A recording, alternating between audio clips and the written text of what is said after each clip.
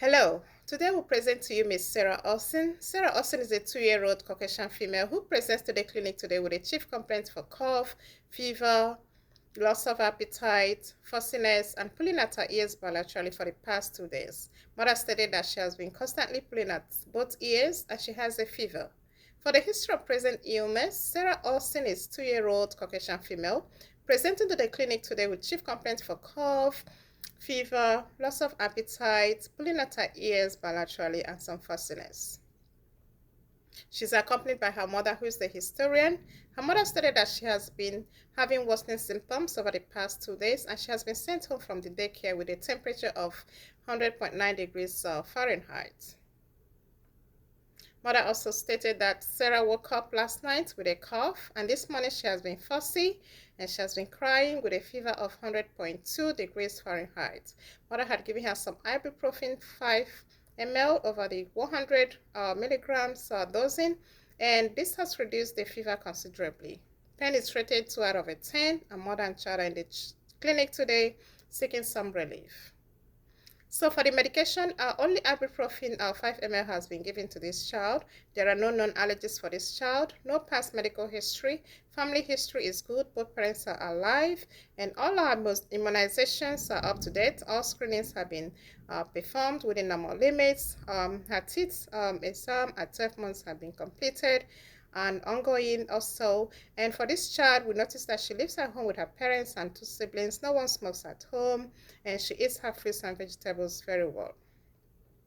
So if we go ahead and look at the review of symptoms, mother has denied every other symptom except that she has been having fever, and she wakes up coughing and having heavy breathing at night. And for this child, she is noticed to have some runny nose, but nothing significant. Apart from that, every other thing for this child is within normal limits. So for her vital signs, they're all within normal limits and all stable, and her temperature is 99.0 degrees Fahrenheit today. Her weight is 28 pounds, which we use for the dosing. And we go ahead and look at the physical examination findings. Her teeth, 16 primary teeth noted, and we also saw that her vision is very much intact. For her ears, they are all clear. All the ear canals are clear. And for the otoscopic exam, we noticed that she has some reddened erythematous tympanic membrane with some bulging.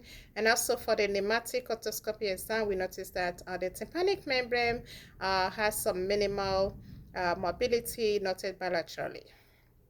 So we go ahead and look at other physical examinations. So her cardiovascular systems S1 and S2 are scutated.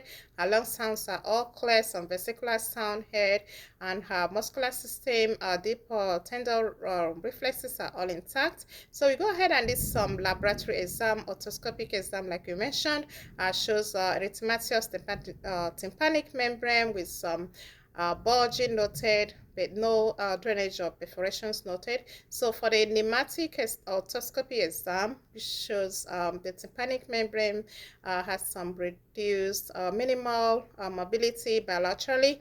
And for our differential diagnosis, we look at the otitis externa, which is an inflammation of the external ear. This is not the case because we are dealing with the internal ear, the middle ear at this time, and there are no inflammations of the external ear. So we wrote this out, and we go to acute otitis media and acute otitis media with effusion, which is inflammation in the middle ear.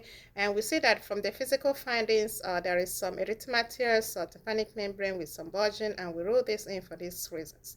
And for upper respiratory infection, third differential, in this case, there are no problem with the lungs, and we've auscultated the lungs bilaterally, they are clear, so we rule this out. So we look at the acute otitis media as our main diagnosis, and the acute otitis media with effusion, which is inflammation of the middle ear. We see that there are some reduced ventilation, which cause some negative pressure, causing buildup of fluids and some bacterial viral infection possible.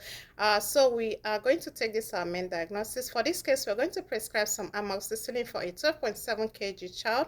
We are going to give some amoxicillin. That will be the 400 by 5 ml in divided doses of 2 every 12 hours for 7 to 10 days. And we are going to continue with the ibuprofen 5 ml. We are going to give this every 6 to 8 hours PRN for pain and fever. And we are going to give some nasal spray, saline nasal spray, for the congestion, and we are going to encourage the mother to hydrate the child adequately, continue with hydration, practice some hygiene, and also make sure all immunizations are up to date. We'll refer to a pediatrician or audiologist as needed, and we'll ask the child to return with the parent in 2 days if symptoms worsen, or in 5 days if symptoms are not relieved, so we can properly evaluate the child as we undertake the antibiotic medications for this child.